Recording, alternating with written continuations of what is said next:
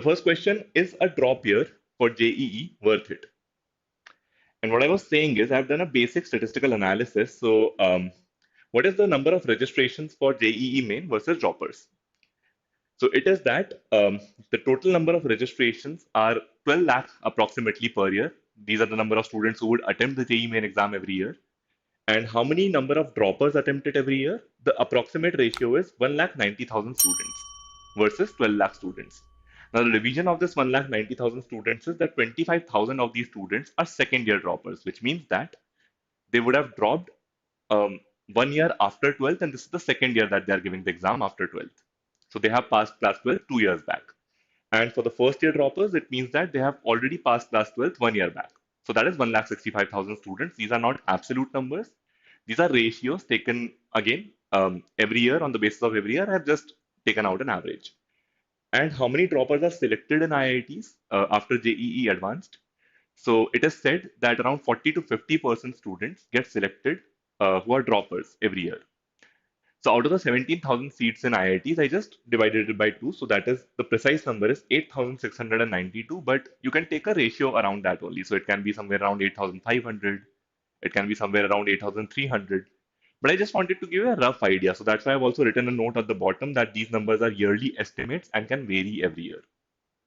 But the message that I want to pass on through this whole data is that out of even these 1,90,000 students, the ratio of selected people in IITs is still very low.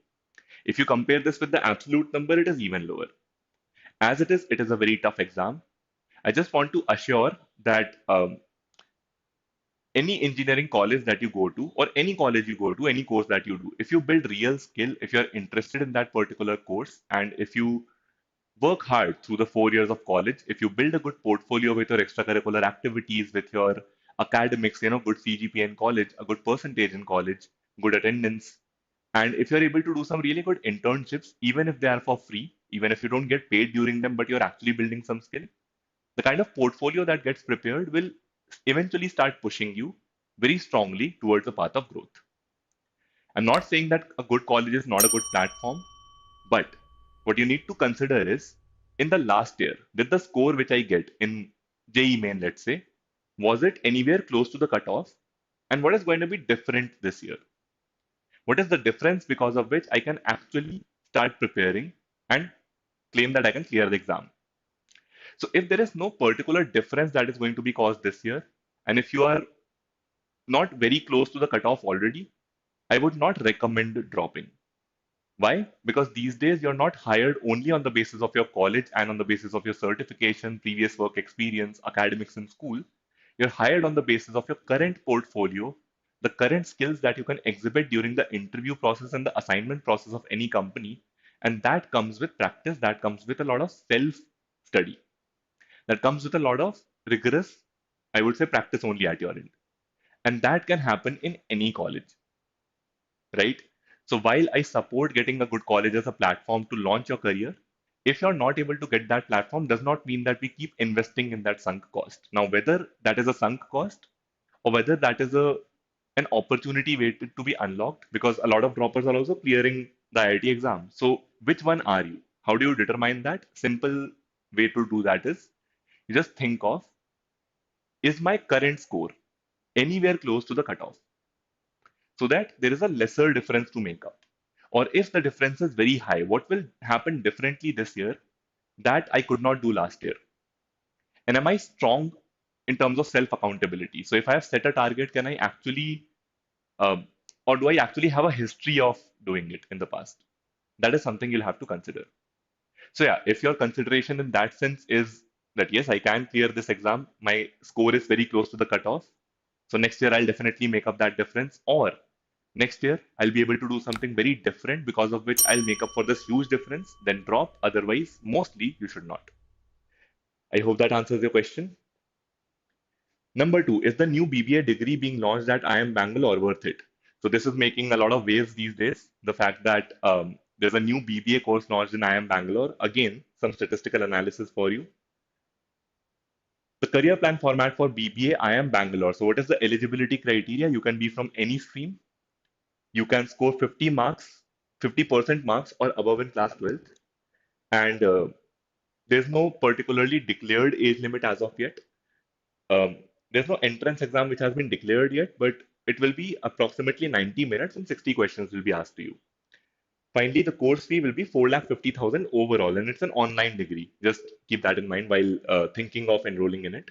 So it's a 3-year online BBA in digital business and entrepreneurship. It will blend in digital technology, business management principles, and entrepreneurial mindset, and it's a very flexible exit program. So if you complete it within 1 year, then it will be a certificate program that you will leave in. If you drop out of 2 years, then you'll have a diploma program. If you drop out after 3 years, or rather, if you complete the program, don't need to drop out, then it will be a degree. So, certificate, diploma, degree. In the first 2 years, if you quit, still you're getting something. So, that is a good deal, right? Is it worth it? The fact that you're doing it from IIM Bangalore will definitely um, give you a very good profile in the market. So, that way, yes, it's a green flag. The fact that it is online might raise some eyebrows in terms of how much did you learn, but business is not something which you cannot learn online. There's no, necessary physical intervention needed. So there are, softer business aspects available. Markets like the app development market, markets like even the education market can be completely run online. There are businesses, and especially the degrees in digital business. So all the digital businesses are anyways run online. So it has been very well planned, I would say. Um, Definitely will add to your profile. Um, but yes, if you are getting a regular program which is of a higher status, let's say you're getting an IPM and IIM Indore, if you have gotten selected, or if you've gotten selected for another very reputed business administration program, like let's say the BMS from Shahid Sukhdev College of Business Studies, I would rather recommend that because when you actually go to college, you make a lot more friends. You learn a lot more self accountability when you are in hostel. You have to actually go to classes, be disciplined, interact with people in the real world. Extracurricular activities give you a lot more scope because you have college clubs, and once you're in college, you actually participate a lot more in these activities. So in that sense, a physical environment will give you very good exposure, and that exposure I would definitely suggest for you. Hence, I would definitely recommend a regular program more than the program in IIM Bangalore. But yes, if you're not getting a good regular program, then this is a very good shot. And of course, provided that you're selected. Also, if you don't want to invest all 5 years in an integrated program, then also this can be a very good consideration. So yeah, in short, worth it. But yes, there are better programs. You have to compare and see whether the programs that you have gotten selected into are slightly better than this, or this can be tried out. Next question. Can I make a career out of gaming? The answer is yes. Now, how?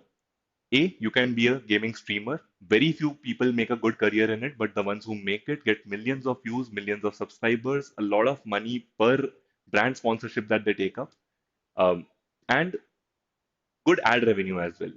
Plus, the kind of events that you get to do, and if you are invited as a chief guest to a particular event, you get to charge a price there as well. So it's a very flexible, a very fame-oriented career. And yes, you have to be a very good personality also, along with your ability to play games well. Of course, this game, I would say, career as a gamer is a very short one because let's say you are very good at first-person shooting games. You might not stay very relevant till the next 10 years. So, 2, 3 years, 4, 5 years, and that's it. Eventually, you'll start to be replaced by the newer gamers who are much better than you at it. So, a long-term sustainable career, I would say, in game development is in learning computer programming or is in learning how to, program and develop games. That's one. Second is designing. So, you can become a graphic designer or a UI UX designer, and accordingly, you can proceed in terms of game storytelling or game designing. So, these are much more sustainable careers in the field of game development and designing, but you can also become a gamer and kickstart your career as an influencer. A lot of people are doing that these days. In fact, a lot of the gamers whom we are talking about got a chance to meet the Prime Minister recently. Of course, that was more of a promotional campaign for the current Lok Sabha elections. But the fact that the ruling party considered, sitting with gamers and increasing their outreach shows the kind of influence that the gamers these days have on the common public, on the youth that is also going to vote this Lok Sabha elections. So yeah, there can be multiple careers in the field of gaming. And with this, today I've kept the session slightly short. I hope that the three answers which I gave you add some insight to your career journey.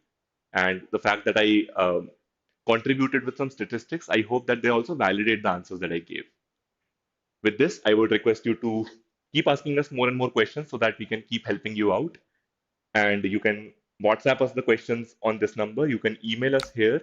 You can also ask them on our Learn Together community, which is udan.toprankers.com. You can also follow us at Top Rankers Official on Instagram and ask us questions there in the comments or in the message directly. You can also watch some of the reels that we upload, which are equally insightful in terms of careers. And finally, you can also ask us questions on Facebook or directly visit our center. This is me, Aditya Bose, signing off with today's video on Ask Your Counselor. Thank you so much for watching. Take very good care of yourself.